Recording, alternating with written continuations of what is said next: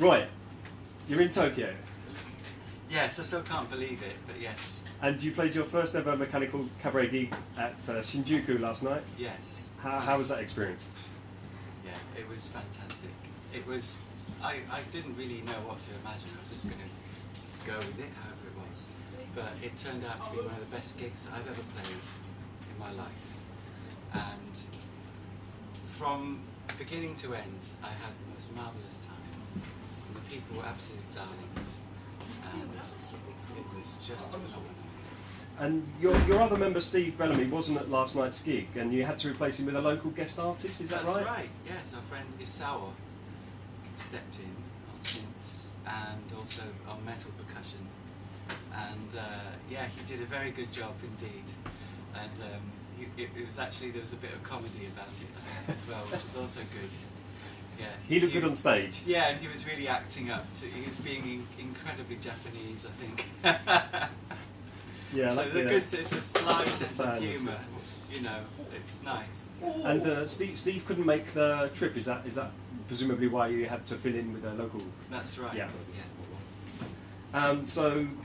The set that you played last night, I noticed had a few songs that you rarely play live. That's right. I couldn't even remember the name of one of them, so I wondered how you chose the set list, and was it particularly for a Japanese audience? Well, it was for a specific Japanese audience of one, being my dear friend Rice, who was the co-organiser of the show last night.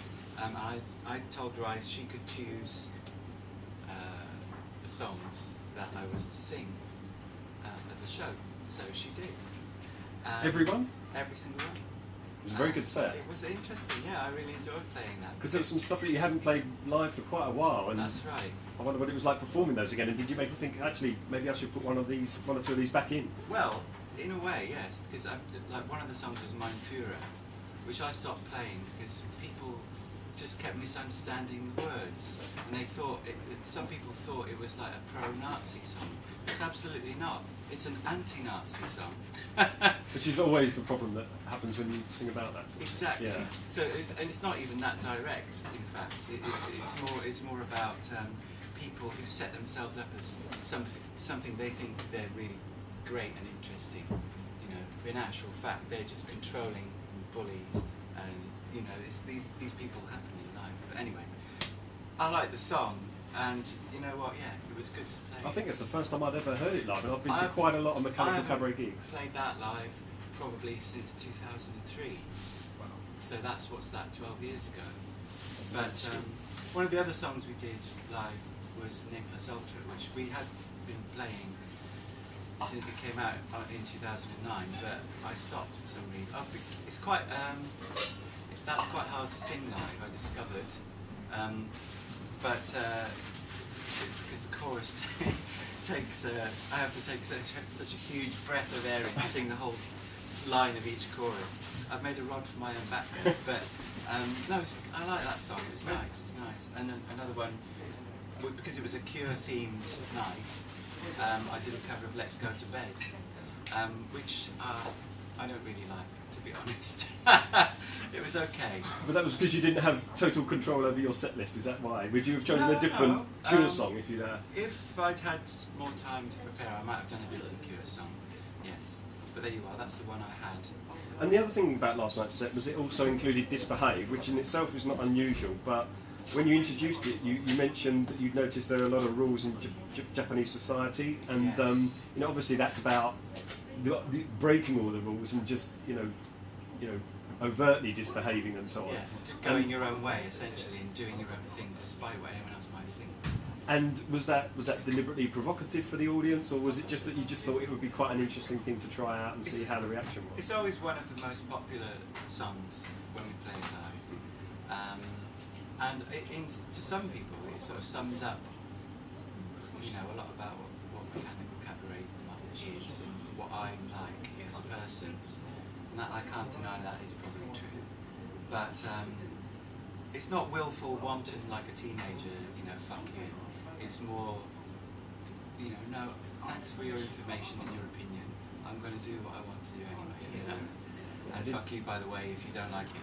But, yeah, I mean, from the small amount of time I've been here in Tokyo, definitely a lot of order and rules, and I'm sure it works very efficiently and very well. But I think what also I've noticed is that a lot of people seem very reserved, and it doesn't feel natural to me.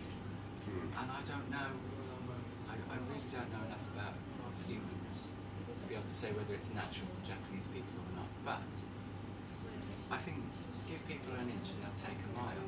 Well, maybe you gave him a few inches at last night's gig. That's possible. Who knows? Let's hope. Let's hope so. I understand you were on Tower Records have an online TV show or That's something. right. That you were on there the other day or something. Wow, that must have been quite an interesting experience. I was part of the Bang On TV show on Friday, along with Noah from 101A and Tommy from Group A, and also Kevin from Fox Podcast. And that was really good fun. It was really nice to do, and they were all really cool people, really nice people.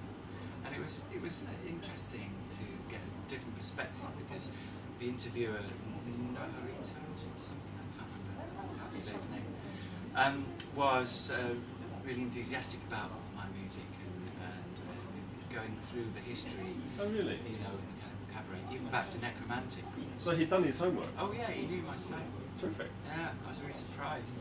He was showing the videos and Really? between.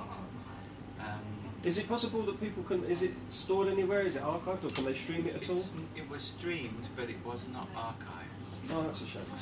Do you know if anyone managed to capture it anywhere? They said to me that they can't legally do that, but they also can't stop people capturing it and putting it online. So it might be out there So somewhere. it might be out there somewhere. So you want to put out an appeal that if somebody out there's recorded the TV show online somewhere, that you can get a copy, presumably. That would be great. Even just for my own posterity.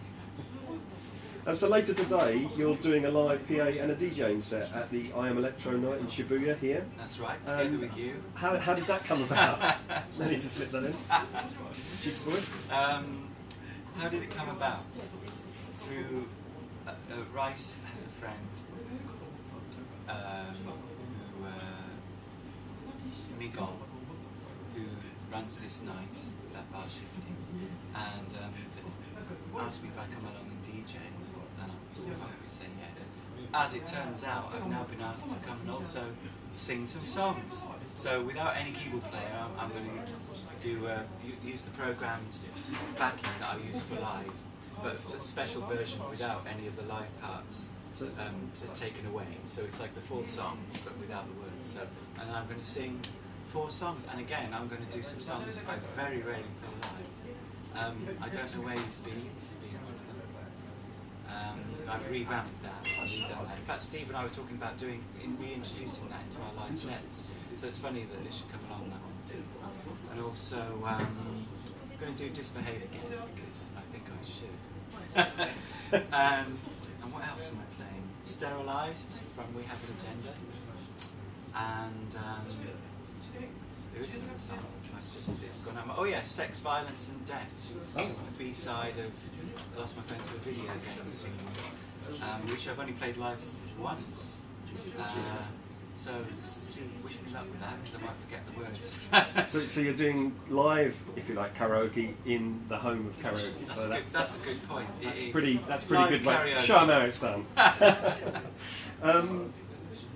So I understand also work is well underway on the new Mechanical Cabaret album. So I wondered if you could tell us a little bit more about that. Very well underway. I've written not only all the songs for the album, but I can't seem to stop writing now. I seem to have put the plug in the sink, as it were, and it's just filling up. So I'm still writing, just in a phase, clearly, of writing music. So I'm still writing songs. I've got basically about 10, 11 earmarked for the album. I'm working on them all at the same time, but I'm trying to finish things to a point before Steve gets involved in the recording process.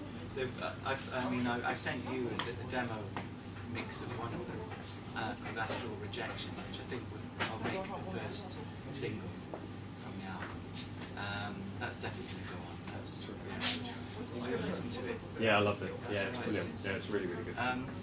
So the album is well on the way. I'm hoping to finish it in January all So being release in well. the new year. Yeah, release spring, March, hopefully March. And I just wondered, just finally, just wrapping up, what else your trip to Japan here would include? I'm not sure how much more time you have, and presumably you'd like to visit and play here again if the opportunity arises. Fuck yes. I would love to come back and play here. And judging by the reaction of the people, the amount of amazingly lovely comments people give me last night, they all want me to come back there as well. I mean, if I could finance it, I would definitely like to come back next year. So, Well, I'll do my best to be there if you do. that'd be fantastic. And for the rest of my time, I've got another 4 days here. I'll go back to London on Thursday. I'm going to a hot spring tomorrow, into somewhere sort of a couple of hours ride on the train from Tokyo. And I think I'm going to hit the shops. And also I want to go to Golden Guy and find some of the a bit more of the underbelly of Tokyo. Scratch the surface and see what's beneath. Sounds great. Well, thanks for your time, and great to see you in Japan. Wonderful to see you too. Cheers.